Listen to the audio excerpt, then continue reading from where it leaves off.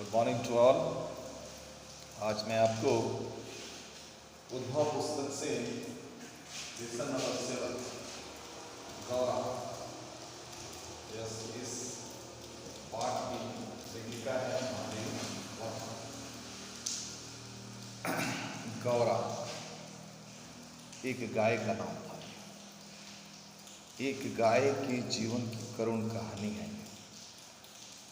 देखिए, मनुष्य का और पशुओं का संबंध, मनुष्य के साथ पशुओं का संबंध आदिकाल से रहा है। ये जो पशु पक्षी हैं ये हमारे मित्र हैं, हमारे हितैषी हैं। पशुओं के प्रति लगाव आदिकाल से रहा है। ये हमारे घर के एक सदस्य की तरह होते हैं और हमारी बहुत भलाई भी करते हैं। कुछ लोग शौक़ से गाय पालते हैं और उसकी सेवा करते हैं। हमारे हिंदुस्तान को गौपालक देश माना जाता है। यहाँ गाय की पूजा की जाती है और गाय को माता की तरह माना जाता है और उसकी रक्षा की जाती है। उसके खान पान, उसकी सेवा पर विशेष ध्यान दिया जाता है। गाय एक ऐसा जानवर है, एक ऐसा पशु है जो अमृत हमें प्रदान करता है। गाय का जो मिल्क है, जो दूध है, वो बच्चों के लिए बहुत ही लाभदायक होता है और स्वास्थ्यवर्धक होता है। हर दृष्टि से ये फायदेमंद होता है गाय का दूध। तो गौ माता, गाय को बहुत नामों से पुकारा जाता है। तुमने गाय देखी होगी। गाय कई रंगों की होती है, सफ़ेद गाय, काली गाय, भूरी गाय। गाय स्वभाव से बहुत भोली होती है। वो बहुत जल्दी अपने मालिक को पहचान लेती है। अपने मालिक के पैरों की आहट से उसको ज्ञान हो जाता है और वो अपने घर को अच्छी तरह पहचानती है। गाय को कहीं भी छोड़ दीजिए, अगर वो साल 2 साल आपके घर में रही है, वापस लौट के वहीं आ जाएगी। अपने स्वामी भक्ति के लिए प्रसिद्ध है और गाय की यदि हम सेवा करते हैं और उसके प्रति सहानुभूति, दया दिखाते हैं, उसके साथ अच्छा व्यवहार करते हैं, तो वो बहुत प्रसन्न होती है और वो जो कुछ उसके पास है वो अपने स्वामी को देने का प्रयास करती है। तो गौपालक देश भारत में गाय के प्रति लोगों की आस्था है, सेवा भावना है। तो ये जो पशु पक्षी होते हैं हमारे मित्र हैं, हमारे सहयोगी हैं, इनके प्रति हमारा व्यवहार मानवीय होना चाहिए, सहानुभूति होनी चाहिए, दया होनी चाहिए, प्रेम भरा हमारा व्यवहार प्रेम भरा होना चाहिए, प्रेम से पूर्ण होना चाहिए, दया होनी चाहिए इन जानवरों के प्रति, पशु पक्षियों के प्रति। यदि हम अपने घर में कोई पशु पक्षी को पालते हैं तो धीरे धीरे वो हमारे घर का एक सदस्य बन जाता है और वो हमको जानने पहचानने लगता है। तो कभी भी जानवरों के प्रति, पशु पक्षियों के प्रति क्रूरता का व्यवहार नहीं करना चाहिए, उनके साथ अन्याय अत्याचार नहीं करना चाहिए। ये पशु पक्षी जो होते हैं वो बोल नहीं सकते, लेकिन इनके अंदर संवेदनाएं होती हैं, भावनाएं होती हैं। वे बहुत अच्छे तरीके से हमारे व्यवहार को देखते हैं, समझते हैं, महसूस करते हैं और अपनी प्रतिक्रिया भी दिखाते हैं। तो स्नेह का व्यवहार वो बहुत अच्छी तरह जानते हैं। आप उनके प्रति जो व्यवहार करते हैं उस व्यवहार को वो अच्छी तरह से महसूस करते हैं, समझते हैं। तो वो बहुत जल्दी घुल मिल जाते हैं परिवार के साथ। यदि हम उनके साथ स्नेह दिखाते हैं, प्रेम दिखाते हैं, तो उनको खुशी मिलती है, आनंद मिलता है। वो बहुत जल्दी परिवार से फिर घिर मिल जाते हैं।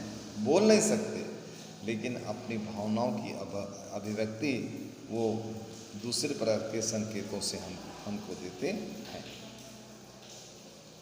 तो स्वभाव से मनुष्य स्वार्थी होता है। स्वार्थ की पूर्ति के लिए कभी कभी मनुष्य कितना नीचे गिर जाता है और निरीह बेजुबान प्राणी के प्रति कितना कठोर हो जाता है, उसकी हत्या कर देता है, उसको मार देता है। तो ये जो स्वार्थ है ये व्यक्ति को अंधा कर देता है। तो हमें कभी भी स्वार्थ में अंधा नहीं होना चाहिए, इस भावना से हमसे बचना चाहिए। तो आओ हम अब देखते हैं इस कहानी में क्या क्या घटनाएं घटती हैं, क्या क्या होता है। तो गौरा एक गाय का, गौरा किसका नाम है? एक गाय का नाम है। इस लेसन में हमको पशुओं के साथ प्रेमपूर्ण व्यवहार करने का संदेश दिया है।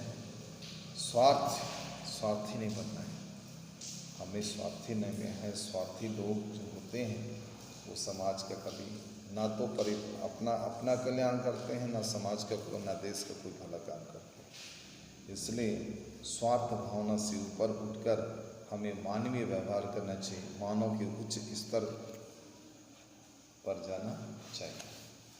तो मैं इस लेसन को पढ़ूँ, उसके बाद आप भी रीडिंग कीजिए, क्योंकि बुक रीडिंग बहुत ज़रूरी है। बुक रीडिंग करेंगे तभी आपको अच्छी तरह से हिंदी पढ़ना आएगा।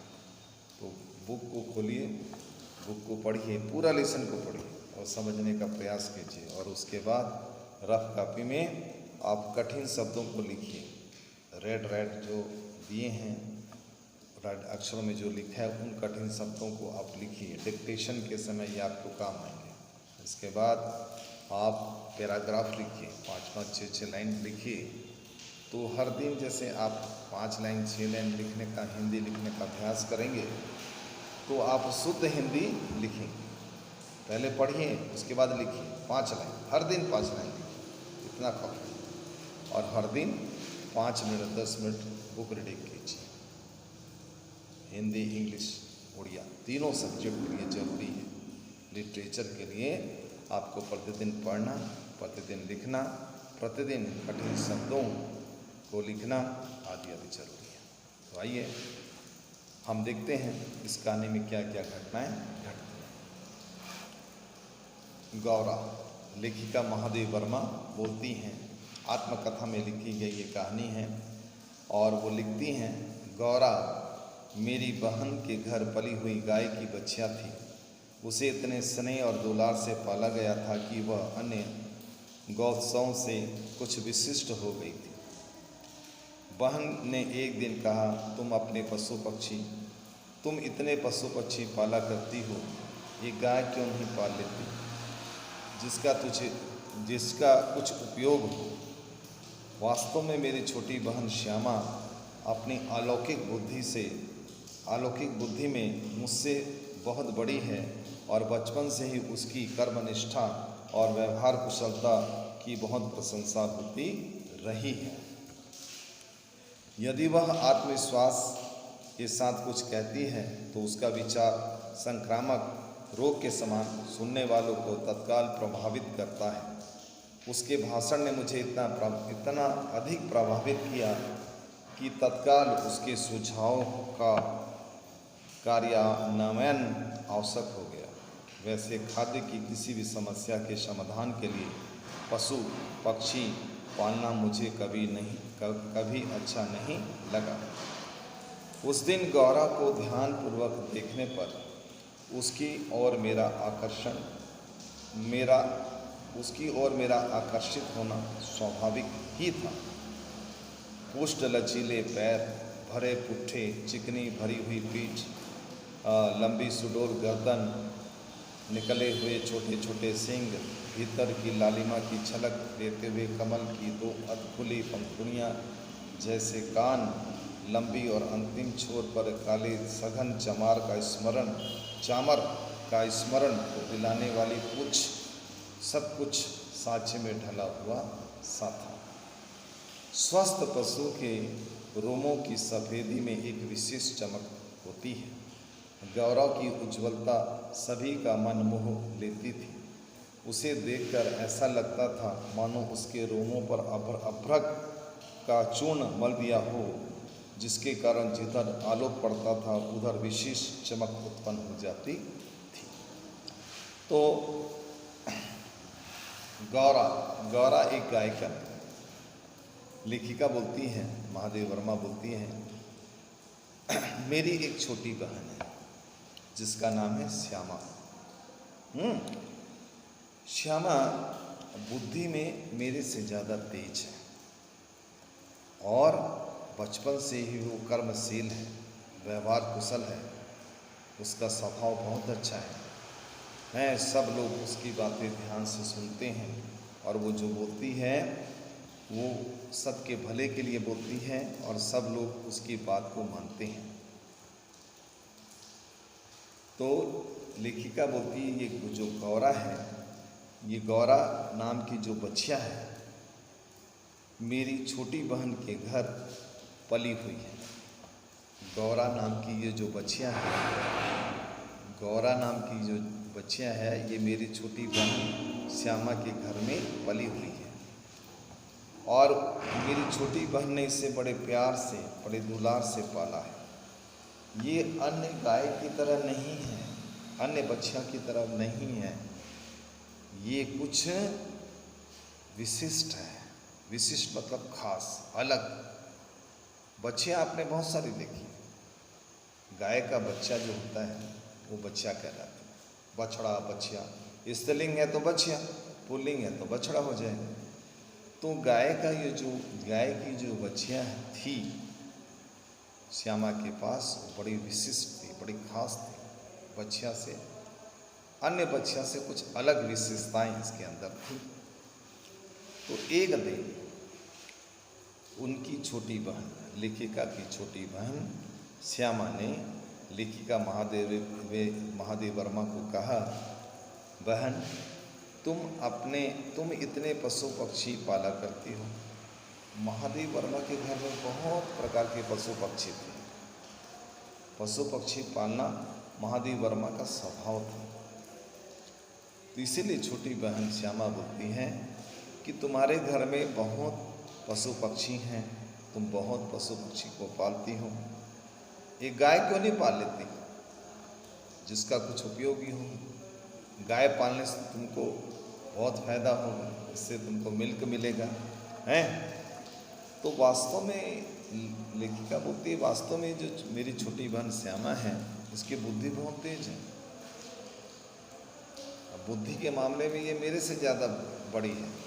उम्र में मैं बड़ी हूँ, लेकिन बुद्धि में ये मेरी बहन बड़ी है छोटी मेरी बहन, पर बुद्धि से बड़ी है, मेरे से बड़ी है। बहुत काम करती है, कर्मनिष्ठा है। कर्मनिष्ठा यानी कर्मठ व्यक्ति, जो हमेशा काम करने में कुशल होता है, कर्मठ होता है।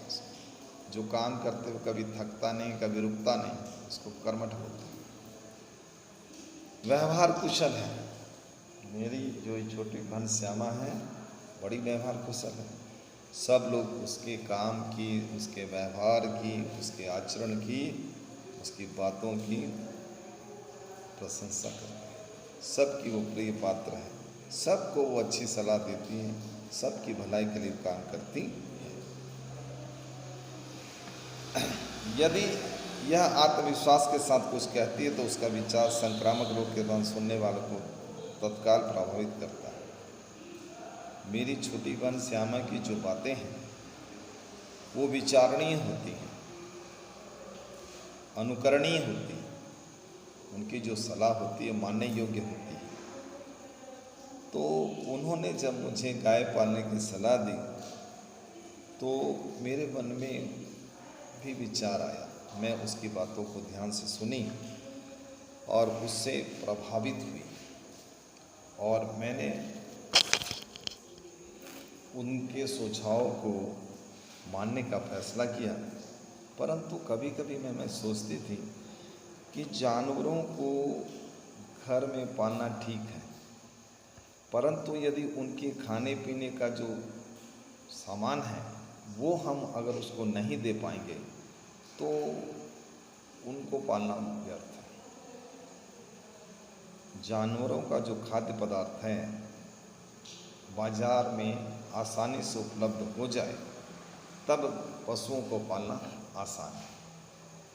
तो मेरे मन में, लेखिका बोलती है, मेरे मन में यही एक प्रश्न था कि क्या मैं इस बछिया, गौरा बछिया की खाने का जो वस्तु है, खाद्य सामग्री हैं जो जानवरों की, वो मुझे आसानी से मिल पाएगी या मैं उसकी अच्छी व्यवस्था कर पाऊँगी, तब मुझे गाय पालने में कोई अड़चन नहीं है, कोई बाधा नहीं। तो उसने कहा देख तो लो श्यामा। बोली देख लो, एक बार देख लो, बच्चिया को एक बार गौर से देख लो, उसके बाद तुम फैसला करो। तो उस दिन गौरा को मैंने ध्यानपूर्वक देखा। लेखिका बोलती है उस गाय की बच्चिया को मैंने, गौरा को ध्यानपूर्वक मैंने देखा और मैं उसके प्रति आकर्षित हुई, क्योंकि वो बहुत ही सुंदर, स्वस्थ और हृष्ट-पुष्ट थी। उसका प्रत्येक अंग सांचे में ढला हुआ था, प्रत्येक अंग मुझे प्रभावित कर रहा था, बहुत सुंदर दिखाई दे रहा था। पुष्ट लचीले पैर, फरे पुट्ठे, चिकनी भरी हुई पीठ, लंबी सुडौल गर्दन, लंबे लंबे सींग, लंबे लंबे बाल, जैसे चामर होता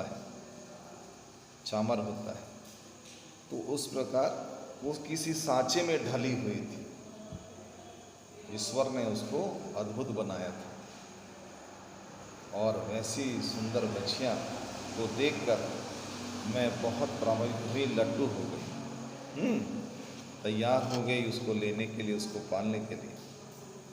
स्वस्थ थी ये जो बच्चियाँ थी, गौरा स्वस्थ और सुंदर थी, चमक रही थी, प्रत्येक शरीर के प्रत्येक अंग में चमक थी, सफ़ेदी थी, ऐसा लगता था मानो अभ्रक, इसके शरीर में अभ्रक डाल दिया गया और उससे सूर्य की रोशनी पड़ने पर ये चमक रही है।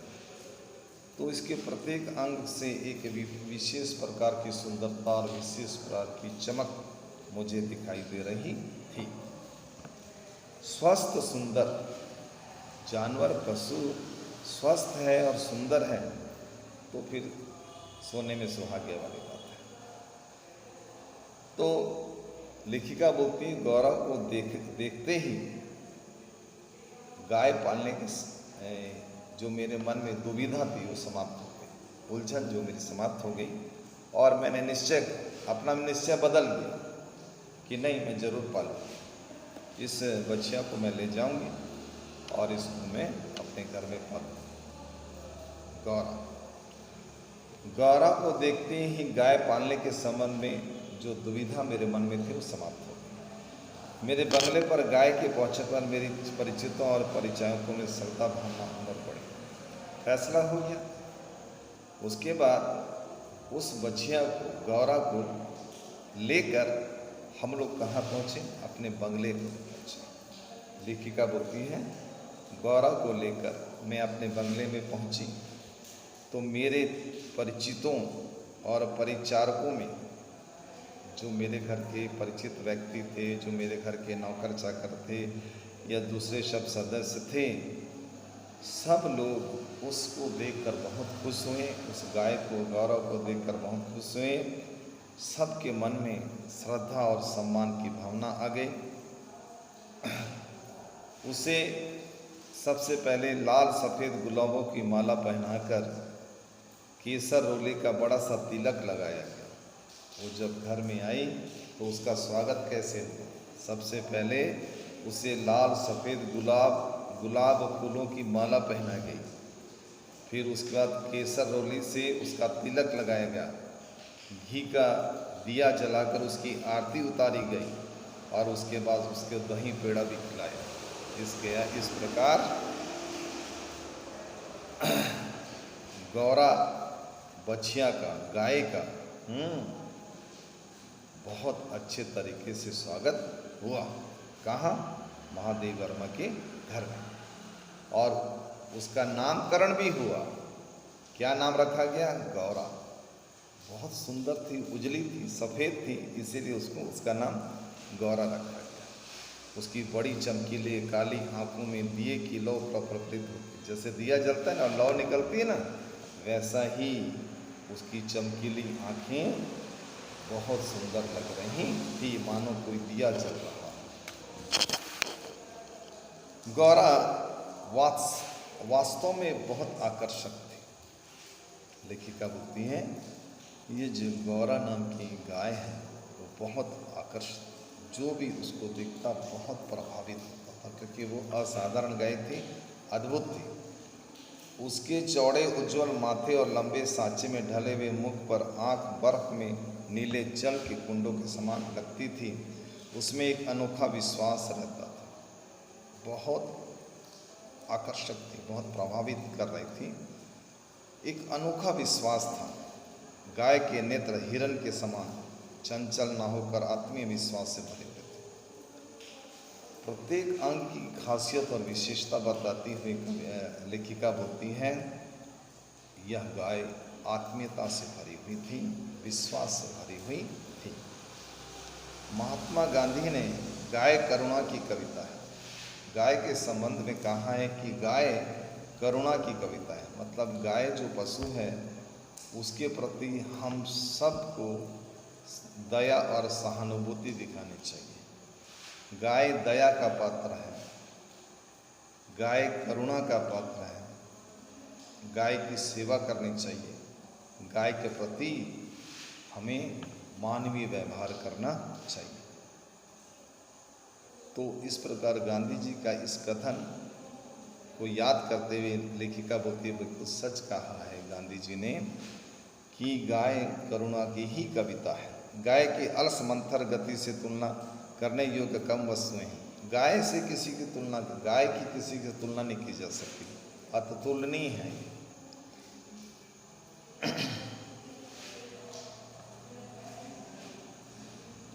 हाँ, कुछ दिनों में गौरा इतने हिल में परिवार में अब वो आ गई, परिवार में वो रहने लगी।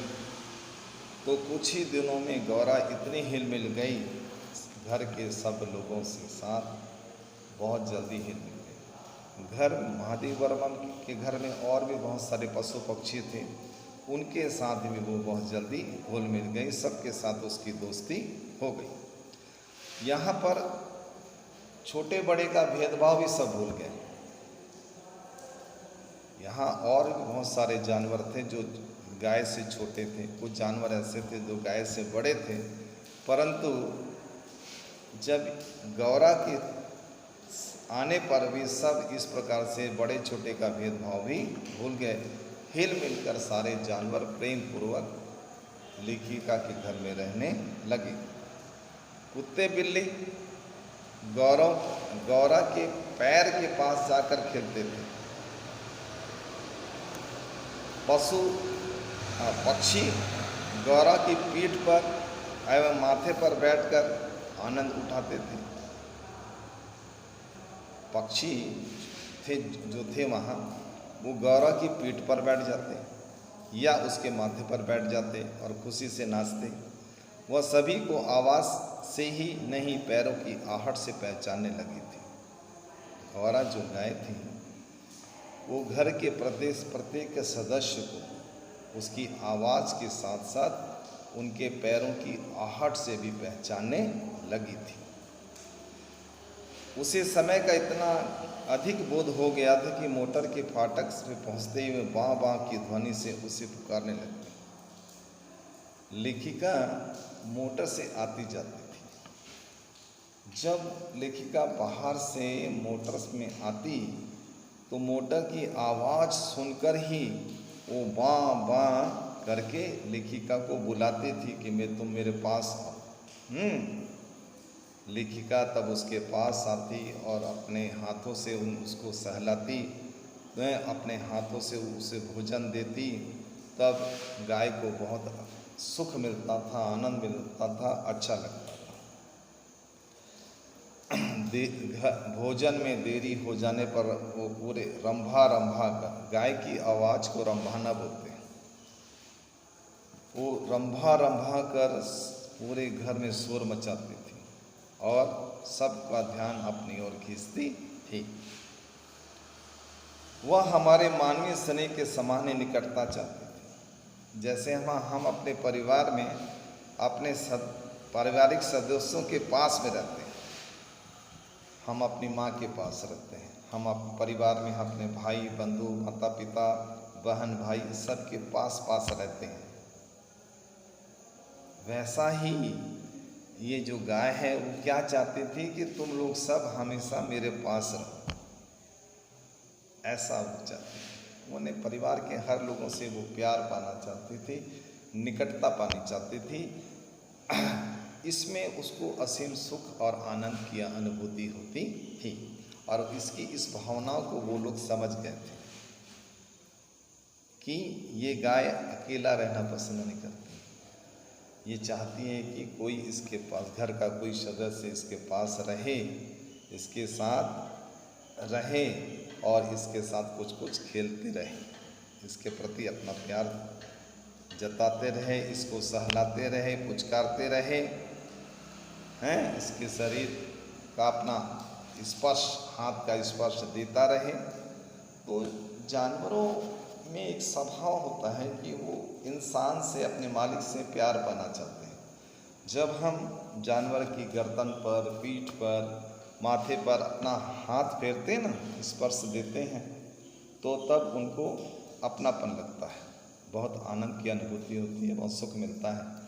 तो इस प्रकार ये गाय भी ऐसा चाहती थी कि महादेव वर्मा वो उसके पास आए, उसको खाना खिलाए, उसके पास बैठे, निकट रहे, ज़्यादा से ज़्यादा समय वो उनके साथ व्यतीत करे, ऐसा गाय चाहती थी, ऐसा गौरा चाहती थी।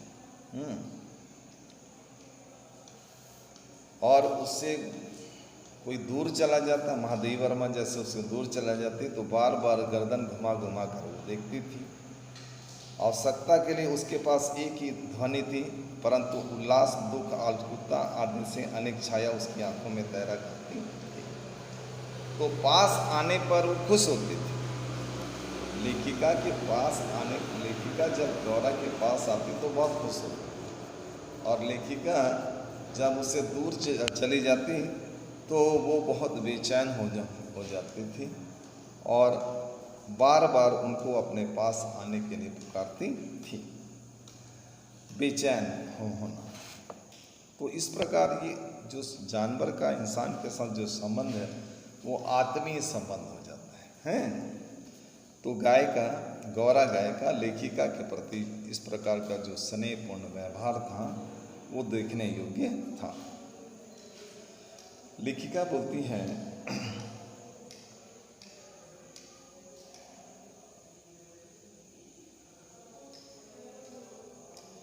कुछ समय के बाद इस गाय ने एक बछड़े को जन्म दिया, परंतु हमारे परिवार में किसी को भी दूध दूहना नहीं आता था, और जो दूध दूहने के लिए बैठता था उसको बहुत समय लगता था। और गौरा के घर आने से पहले लेखिका के घर में एक ग्वाला दूध देता था। तो उससे बात की गई, उस ग्वाले से बात की गई कि तुम हमारे घर आकर गाय से दूध निकाल दोगे क्या? तो ये समस्या थी, तो ये समस्या का समाधान हो गया। वो ग्वाला जो कि गौरा के आने से पहले लेखिका महादेव वर्मा के घर में लाकर दूध दिया करता था, दूध वाला, उससे रिक्वेस्ट किया गया कि हमारे घर में गौरा नाम की जो गाय है उसने एक बछड़े को जन्म दिया है और हमारे घर में दूध दूहना किसी को नहीं आता है, तो क्या तुम हमारे घर आकर दूध दोहने का काम कर सकते हो, तो वो ग्वाला तैयार हो गया कि मैं आके कर दूँगा। तो ये समस्या का समाधान हो गया। अगले दिन से उससे गौरा का दूध दोहन का कार्य आरंभ हो गया। अगले दिन से, दूसरे दिन से वो गाय दूहने लगा। 1 वर्ष के उपरांत, 1 साल के बाद गौरा एक सुंदर वंश की माता बनी। एक बछड़े को उसने जन्म दिया। वंश अपने लाल रंग के कारण गेरू का पुतला सा चमकता था, लाल रंग का था। उसके माथे पर पान के आकार का श्वेत तिलक था और चारों पैर में खुरों के ऊपर सफ़ेद वलय बने हुए थे, मानो गेरू की बनी वस्त्र मूर्ति की चांदी के आभूषणों पर अलंकृत कर दिया हो। बछड़े का नाम था लालमणि। तो 1 साल गौरा ने 1 साल के बाद एक बछड़े को जन्म दिया, जो कि बहुत सुंदर आकर्षक था, और बछड़े का नाम क्या रखा गया? लालमणि।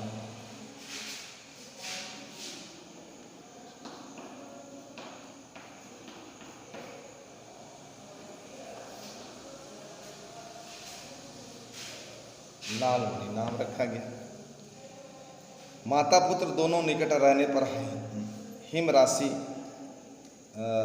और जलते अंगारों का स्मरण करते थे। गौरा प्रतिदिन 12 सेर दूध देती थी।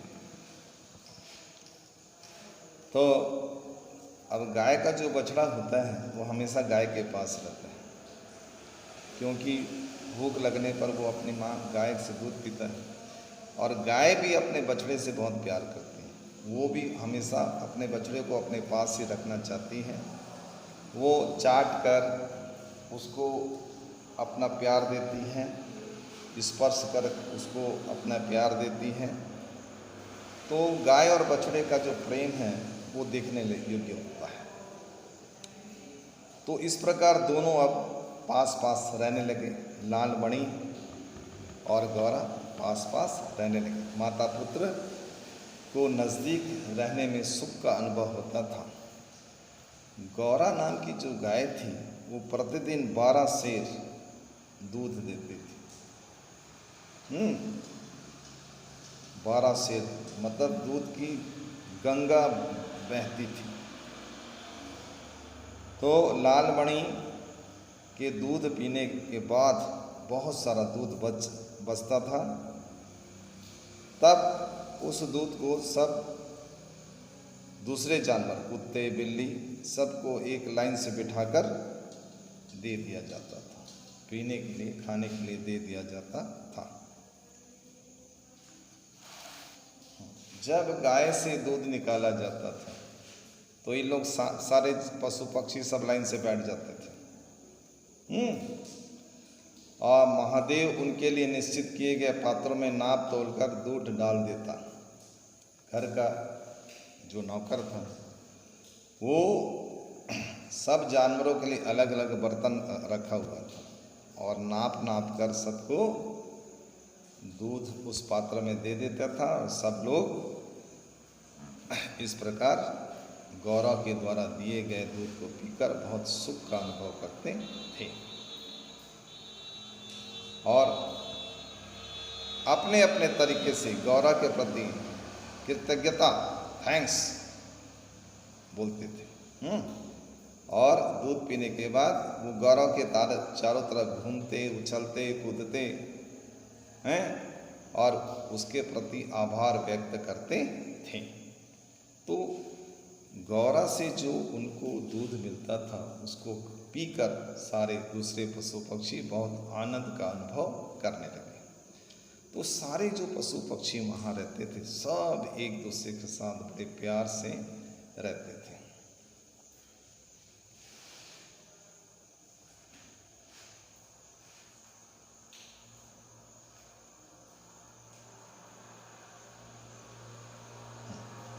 तो इस प्रकार घर में गाय का जो दूध निकालने की समस्या का समाधान हो गया। गौरा के आने से पहले जो ग्वाला था, जो ग्वाला महादेव वर्मा के यहाँ दूध देता था, उसको बुलाकर इस समस्या को बताकर उसका समाधान कर लिया गया था। और अब पर्याप्त मात्रा में महादेव वर्मा के घर में दूध हो रहा था, हैं, घर के सदस्य भी पी रहे थे, बछड़ा लालमणि भी पी रहा था, और बहुत सारे पशु पक्षी जो थे वो भी गौरा के दूध को पी रहे थे। बहुत अधिक मात्रा में दूध हो रहा था। सब खुश थे, सब खुश थे, सबको आनंद लग रहा था, खुशी मिल रही थी। और गौरा को भी बहुत सुख मिलता था इन सब की सेवा करके। इन सबको दूध देने पर भी बहुत सुख का अनुभव होता था। तो पर्याप्त मात्रा में दूध जब मिलता था तो सब खुश थे। लालमणि भी अच्छे से पी रहा है, घर के लोगों को भी पर्याप्त मात्रा में मिल रहा है। तो महादेव वर्मा ने उस ग्वाले को से खरीद कर जो दूध लेती थी उसको बंद करा दिया कि हमारे घर में बहुत सारा दूध हो रहा है, तो अभी हमको तुमसे दूध लेना नहीं है, आवश्यकता नहीं है, इसलिए तुम दूध बंद कर दो। तो वो ग्वाला जो लंबे समय से महादेव वर्मा के यहाँ दूध दे रहा था, उसने फिर अपने घर से जो दूध लाकर बेचता था, देता था, वो बंद कर दिया। अच्छा, अब महादेव वर्मा के घर में गौरा से बहुत सारा दूध मिल रहा है। अच्छा, लेकिन वही ग्वाला क्या कर रहा है, प्रतिदिन आकर गाय को दूहकर दूध निकालकर उनके परिवार के लोगों को देता है। अच्छा, 2-3 मास के उपरांत, 2-3 महीने के बाद क्या घटना घटती है देखो। गौरा ने धीरे धीरे दाना, पानी, चारा खाना बहुत कम कर दिया। अचानक 2-3 महीने के बाद अचानक एक दिन गौरा गाय ने दाना, पानी, चारा खाना कम कर दिया और धीरे धीरे वो दुबली होती जा रही थी। उसका रंग, रूप, आकार, प्रकार से ऐसा लगता था कि मानो कोई बीमारी हो, इसके अंदर कोई कष्ट हो। गाय अस्वस्थ नजर आ रही थी। तो लेखिका बोलती है, गाय की ये दशा देखकर मैंने पशु चिकित्सक, वेटरनरी में जो डॉक्टर होते हैं, जानवरों के डॉक्टरों को बुलाया और गौरा को जो बीमारी है उसका समाधान करने के लिए कहा। तो उन्होंने जांच की। उन्होंने क्या की? जांच करके बताया कि गौरा के शरीर में एक सुई चली गई। सुई यानी जानते हैं, कपड़े सिलते हैं जो। गौरा के शरीर में एक सुई चली गई है और वो रक्त संचार खून के माध्यम से उसके दिल, हृदय, हार्ट तक पहुंच गई। और यदि सुई उसके हृदय को पार कर जाएगी, छेद कर पार कर जाएगी, तो गौरा की मृत्यु हो जाएगी। ये समाचार सुनकर लेखिका बोलती है, ये समाचार सुनकर मुझे बहुत कष्ट, बहुत दुख और बहुत आश्चर्य हुआ कि ये क्या घटना हुई, किसने ऐसा किया, कैसे हुआ ये सब कुछ, सुई किसने खिलाई और क्यों खिलाई। दाना चारा तो हम स्वयं देखभाल कर लेते हैं, हमारे घर के सारे लोग गाय की सेवा करते हैं, अपने हाथों से उसे दाना देते हैं, पानी देते हैं, देखभाल करते हैं। फिर कैसे इसके पेट में सुई चलेगी, किसने ऐसा किया। डॉक्टर से फिर बातचीत हुई तो डॉक्टर ने बताया कि किसी ने गुड़ की बड़ी डल्ली के अंदर सुई डालकर खिलाया गया, जो सीधे गले से नीचे उतरकर हृदय में पहुंच गई। ये षड्यंत्र देखो, साजिश देखो, कैसे एक इंसान ने जानवर को मारने के लिए कैसा षड्यंत्र, कैसे नीचता वाला काम किया। एक दूध देने वाली असाधारण गाय को मौत के घाट में उतारने के लिए उस व्यक्ति ने क्या किया, गुड़ की बड़ी डल्ली के अंदर सुई को डाल दिया और उसके बाद गाय को खिला दिया। गुड़ जो चीज़ है वो गाय को बहुत प्रिय होती है। तो डॉक्टरों से द्वारा जब ये समाचार मिला तो सब लोग हैरान हो गए। अंत में एक ऐसा कठोर सत्य सामने आया जिसकी कल्पना भी मेरे लिए संभव नहीं थी। सारी जांच आरंभ हुई कि किसने ऐसा अमानवीय व्यवहार किया है, किसने ऐसा नीच व्यवहार किया है, किसने ऐसा अमानवीय काम किया है। जांच चालू हुई, खोज चालू हुआ। देखा जाता है, प्राय देखा जाता है, जो ग्वाले होते हैं, जिस घर में लंबे समय से दूध देते रहते हैं, जहाँ उनका आना जाना होता है, अचानक उनसे दूध लेना हम बंद कर देते हैं तो वो उनसे सहन नहीं होता, क्योंकि उनकी आय का जो साधन है वो बंद हो जाता है। और अवसर मिलने पर यही ग्वाले क्या करते हैं, दुश्मनी निकालने के लिए गुड़ की बड़ी डल्ली में सुई डालकर जानवरों को मार देते हैं। स्वार्थी ग्वाले ने यही काम किया था।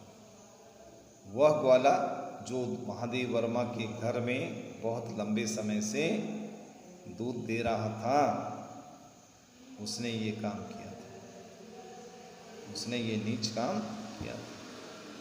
क्योंकि वो पहले क्या था, महादेव वर्मा के यहाँ दूध देता था, बदले में उसको सप्ताह में, महीने में पैसे मिलते थे।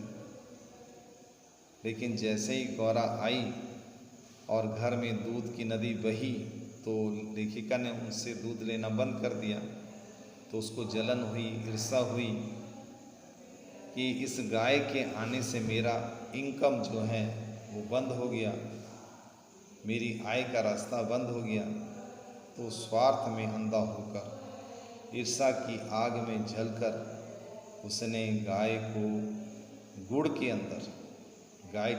की बड़ी डल्ली के अंदर सुई डालकर खिलाकर उसको मौत के घाट उतार दिया।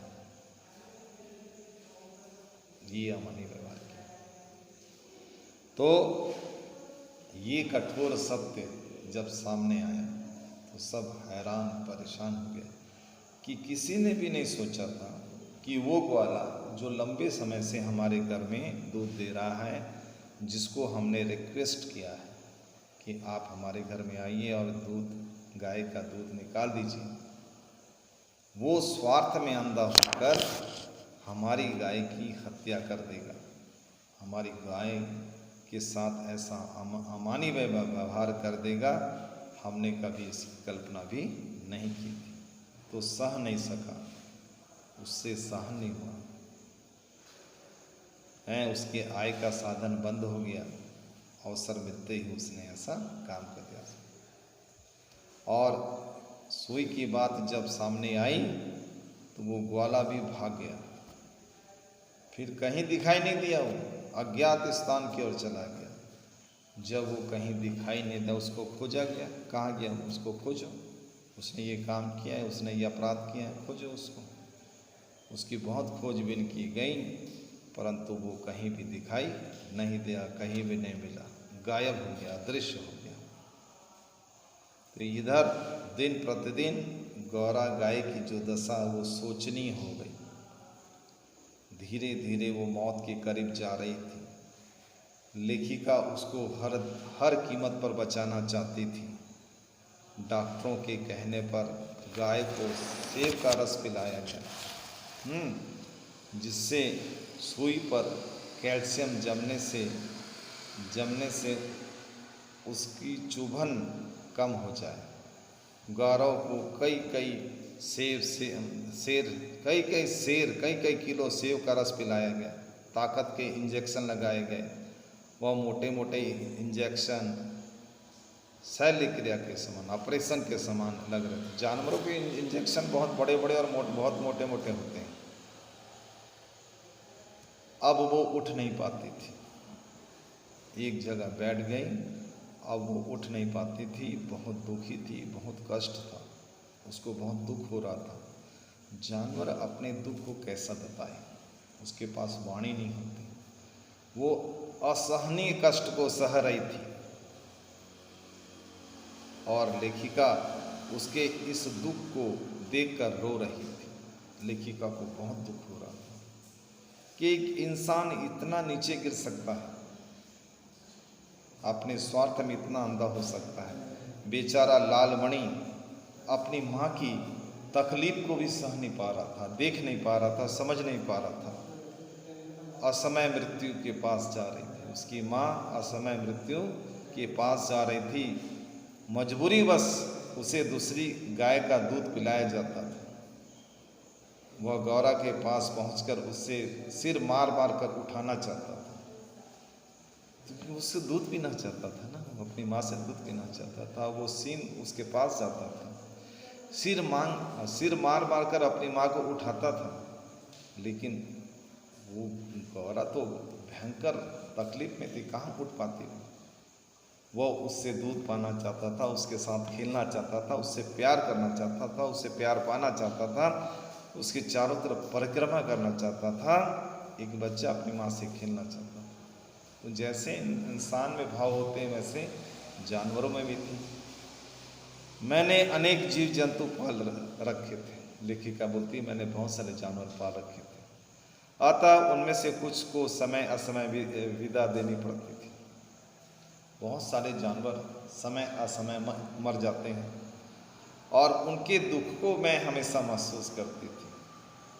इतनी सुंदर, पुष्ट पुष्ट सुंदर हैं, दूध देने वाली सुंदर चंचल गाय के चले जाने पर मुझे बहुत दुख हो रहा था।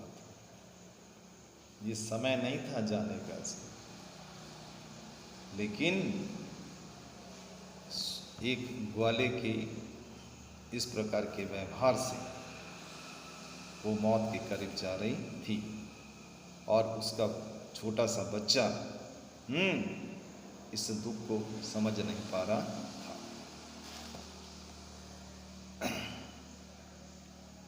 लेखिका बोलती है, मेरी आंखों में आंसू आ जाते, गाय की आंखों में भी आंसू आ जाते थे। मौत से हर कोई डरता है, मौत के नाम से भी आंखों में आंसू आ जाते हैं। तो इस समय जो गौरा कष्ट झेल रही थी, जो पीड़ा और दुख सह रही थी, लेखिका बोलती है, मैं केवल अनुभव कर सकती हूँ, उसको शब्दों में मैं बता नहीं सकती। मैंने लखनऊ से, कानपुर से और बड़े बड़े शहरों से बड़े बड़े डॉक्टरों को बुलाया। किसी कीमत पर भी इस गाय की जीवन रक्षा होनी चाहिए। मैंने बहुत खर्चा किया। 2-3 डॉक्टर 2-3 बार आते, किसी से भी, हर किसी से मेरे को आशा की किरण दिखाई देती, परंतु मैंने देखा धीरे धीरे धीरे धीरे अब उसकी आंखें भी बंद होने लगी थी और गला भी रुकने लगा था। बेचैनी, मेरी बेचैनी बढ़ने लगी, मेरे दुख का अंत न हो रहा था। अब मेरी एक ही इच्छा थी कि मैं उसके अंत समय में उसके पास रहूं। मैंने सब कुछ छोड़ दिया, मैं दिन रात उसके पास रहने लगी। मुझे ऐसा लगा कि इस समय मेरे द्वारा इसके पास रहने से इसको सुख मिलेगा, कुछ कष्ट इसका दूर होगा। तो मैं दिन और रात इसकी तकलीफ को सहकर इसके पास रहने लगी। कई बार उठ उठ कर मैं इसको देखती। अंत में एक दिन सुबह 4 बजे जब मैं इसको देखने गई तो इसने अपना मुख मेरे कंधे पर रख दिया और इस संसार से विदा हो गई। मेरी आंखों में आंसू आ गए। मैं दिल से रोने लगी, आंखों से रोने लगी। आज तक मेरे मन में किसी जानवर के प्रति इतनी पीड़ा नहीं हुई, इतना दर्द नहीं हुआ, लेकिन गौरा की मौत से मुझे हिला दिया। अंदर तक वेदना से, करुणा से, दर्द से मैं हिल गई। बहुत प्रयास किया, बहुत खर्चा किया इस गाय को बचाने के लिए, परंतु ये नहीं बची। अंत में इसका अंतिम संस्कार किया गया। सब लोग बहुत रोए, हमारे घर के सारे लोग बहुत रोए। ये समय नहीं था इसके जाने का, लेकिन स्वार्थ में अंधे होकर एक व्यक्ति ने एक जानवर को मौत की घाट उतार दिया था। स्वार्थ, लोभ में। लालमणि, गौरा का बेटा बछड़ा लालमणि देख रहा था, परंतु कुछ समझ नहीं पा रहा। मैं लंबी लंबी सांस लेकर अपने आप को संभाल रही थी। मेरे कानों में आवाज आ रही थी, आह, मेरा गौपालक देश। भारत को गांधी जी ने गौपालक देश कहा है, यानी भारत के अधिकांश लोग अपने घर में गाय पालते हैं, गाय की सेवा करते हैं, गाय की पूजा करते हैं और उसको परिवार में माता का दर्जा दिया जाता है, माता के समान माना जाता है। परंतु उसी भारत देश में कुछ ऐसे लोग भी हैं, स्वार्थी लोग, नीच लोग, घृणित लोग, जो अपने स्वार्थ की पूर्ति के लिए गाय की हत्या भी कर देते हैं। इस प्रकार शेष इसके प्रश्नोत्तर को हम कल देखेंगे, जो आपको हमने अभी पढ़ाया है। पूरे लेसन को घर में पढ़िए और समझने का प्रयास कीजिए। प्रश्नोत्तर कितने कल डिस्कस करेंगे। तो अब हमारे साथ आप बने रहिए। इजाज़त दो, नमस्ते।